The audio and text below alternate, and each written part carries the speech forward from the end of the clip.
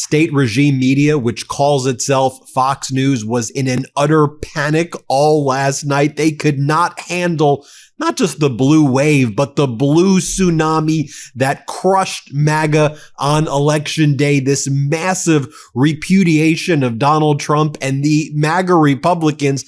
I want you to watch this utter cope by all of these Fox hosts. This is probably the favorite video I've ever done on Fox, at least in recent memory. So you had one of the Fox contributors, Ari Fleischer, and he was like, look, if I take all this data tonight, I think I'd rather be big picture a Republican than a Democrat. Oh, really? Is that how you're going to cope? Here, play this clip. Socialism is a growing problem for the Democratic Party. And the more the Democrats embrace socialism with all the horrors that it entails, the crime that'll take place in New York City, the abandonment of New York City by the successful and the taxpayer, this is what's going to hurt the Democratic reputation and base going forward. It's hollowing out the Democratic Party. I would so much rather, even with tonight's bad results, be the Republicans in the big picture than the Democrats. There's also, I just want to add, a race in Maine we should pay attention to tonight. It's a ballot initiative to see if voters in Maine want to mandate driver's licenses in order to vote. That looks like it's going to pass. So outside of the bigger races here, pay attention to Minneapolis, pay attention to that ballot initiative in Maine. But it's a tough night for Republicans. But it sets up 26. Republicans are running against socialism. Then you have Kellyanne Conway, Miss Alternative Facts, I should call it Alternative Universe.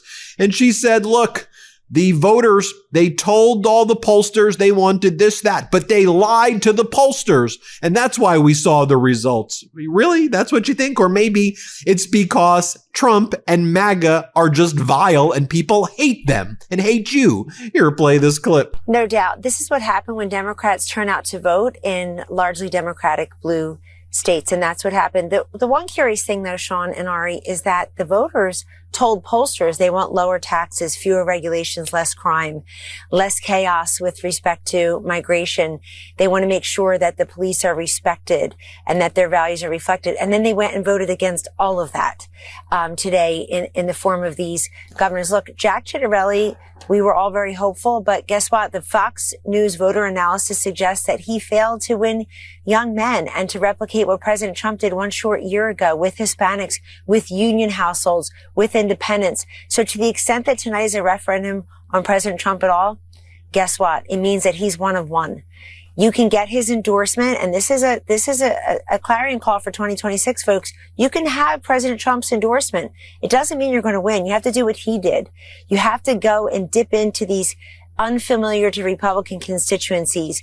You've got to be very specific and granular and show up every single moment. Then you had Jesse Waters, one of Fox's chief propagandists, and he's like, so the Democrats are going to try to spin this as like a referendum on Trump, but it certainly isn't that at all. Here, play this clip. The Democrats are going to spin this. This is a referendum on Trump. I mean, these are all blue states, is it? Really, Jesse? Because one of your other hosts, she was talking about New Jersey and some of the other states, seemed to indicate that the voters actually really wanted to repudiate Donald Trump.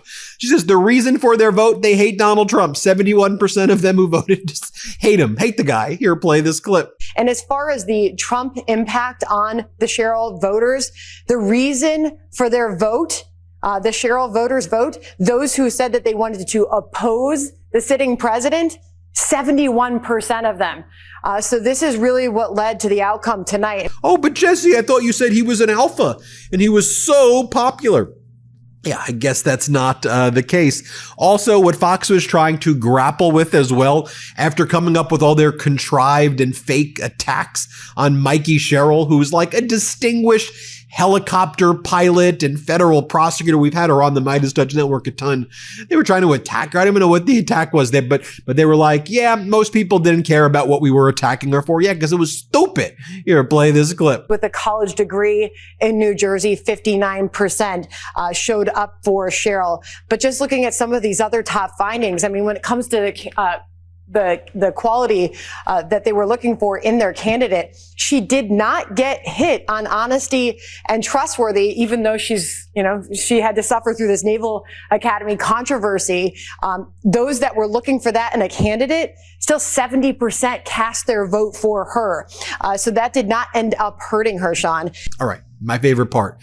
When Fox had to call the victories for the Democrats, here was Fox calling New Jersey for Mikey Sherrill. Play this clip. All right, we are ready. Projection time. The Fox News decision desk can now project that Congresswoman Mikey Sherrill will, in fact, become the next Democratic governor of New Jersey. Now, Sherrill defeats Republican Jack Ciattarelli, whom President Trump endorsed in May.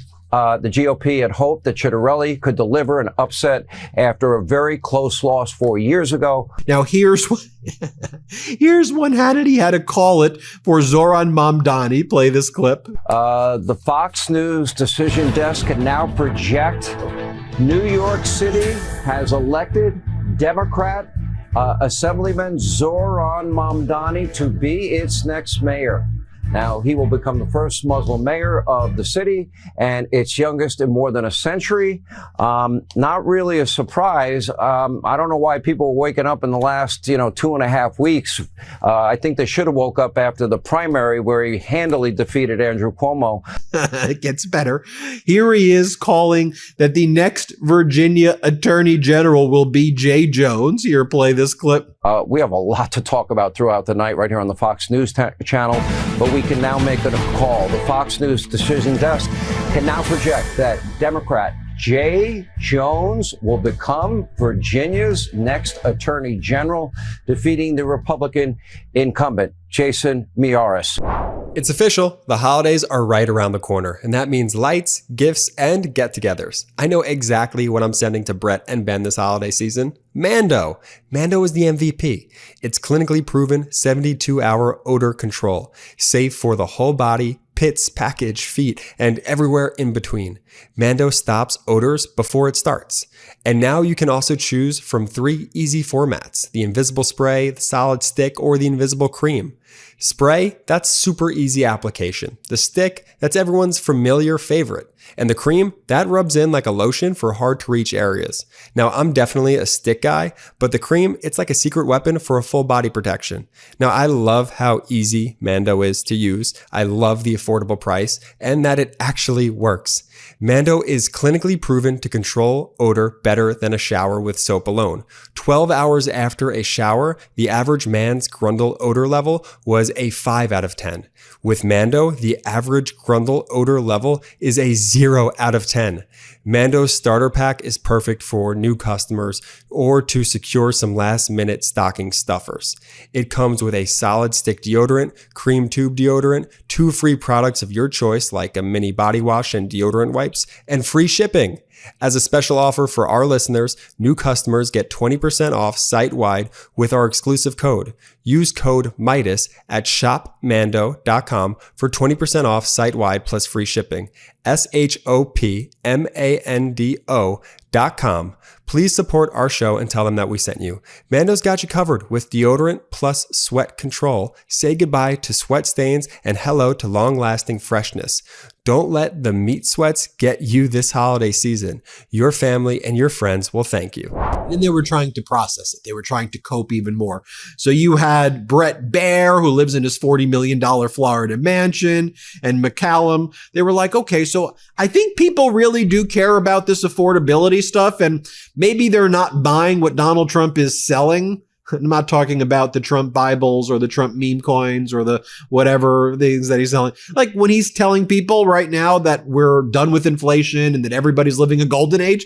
Oh, maybe that's not the best message. Here, play this clip. This idea of affordability, which just basically means inflation, that prices are too high, and that's a real sensitivity spot for people, is, I think, something that Republicans do have to look carefully at. It's obvious that they're very aware of it. I saw James Blair today on with Larry Kudlow talking about how that he believes that what they're seeing in the future indicator economic numbers are very positive.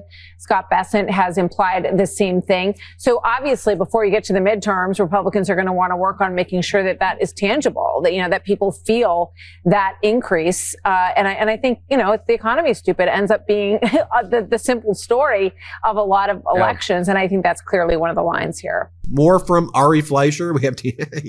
He goes, these are blue states. This is all about blue states, and that's it. Democrats won blue states, really, like Virginia and all of these areas that, what about all the House of Delegates in Virginia that turned blue, right? How many was it? 15, 16? Here, play this clip of Fleischer. Let's play it. Ari Fleischer, let's get your take on tonight. Well, blue states are blue states, and that's why the Democrats won tonight. And Fox is not taking that New York City mayor race well. Play this clip. He barely won. He won by a far smaller margin than she did. She dragged him over, and now he should be a drag on her because, my goodness, we've got a socialist, anti-Semite, pro-Hamas guy as mayor of New York. Oh, here's when Trace Gallagher. I feel like I'm watching Anchorman with these ridiculous names. Trace Gallagher. Here, Trace Gallagher now projects that Proposition 50 will pass. Play this clip. This is a special election night edition of America's Late News, Fox News at Night.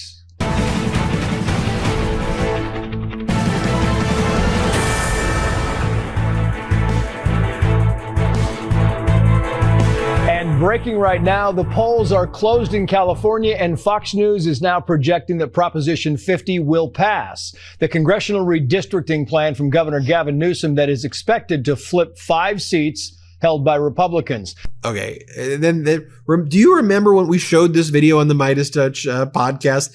Remember the Trafalgar pollster last week on Hannity's New Jersey town hall? Remember this guy? He's like the right-wing pollster.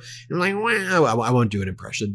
I'll jump on here. Play the clip. And like you said, 4 years ago, we had the best poll in New Jersey. We saw this thing close then. We see it close now. And what you said is also very important. Look at who has this race close and who doesn't. The pollsters that have good records, like us, like Emerson College, like Coefficient, and like Qantas, they all have this race extremely tight. The ones that consistently fail at elections, they're the ones skewing the averages. So it's important to pay attention to the pollsters who get it right. And it's important to look at what the Democrats do, not what they say. And the fact that they're sending Obama and the fact that they're worried, look at their actions. Don't look at their words, and certainly don't look at their media polls. Look at what they do. And then earlier in the day, you had my brothers are going to say, stop, don't do your impressions, man. Just call the clips. Okay, then Lori Chavez DeRemer, the anti-labor secretary, no, my jokes are getting cornier as we get into more of these videos. Lori Chavez DeRemer, here she's asked, so like, what do you say when people are like, yo, this economy's horrible under Donald Trump, and that America's lost more jobs, 950,000 jobs in the first 3 quarters than at any time since the Great Recession and COVID while Donald Trump was in office. And it was only 3 quarters of results. Here's what Chavez DeRemer says. Here, play this clip. How would you right now describe the labor market? Well, I can tell you when the president took office, there was so much consumer confidence from what we inherited in the Biden administration that we were excited with the executive orders to develop the workforce. We had been focused on our apprenticeship program, registering more of our blue collar workers, making sure that they had the skills they needed. And now with the shutdown, and with the delay in dropping that Fed rate, it has caused some more uncertainty. And so we want the labor market to grow. This is what the president has been so focused on. This is what I have been focused on. It was to bring the private sector together with the public sector, to bring labor and management together. And all of the private sector jobs have increased. And that is what we wanted to see. And now this delay has stopped that momentum. And I can tell you, it's not good for the American economy. It's not good for the American people. And so we're focused. We're going to keep doing everything we can during the shutdown, but it has to end soon. Well, there you have it, folks. Let me know what you think. Hit subscribe. I told you that would be your favorite. My favorite take on Fox. Hit subscribe. Let's get to 6 million. Thanks for watching. Want to stay plugged in? Become a subscriber to our Substack at MeidasPlus.com. You'll get daily recaps from Ron Filipkowski, ad-free episodes of our podcast, and more exclusive content only available at MeidasPlus.com.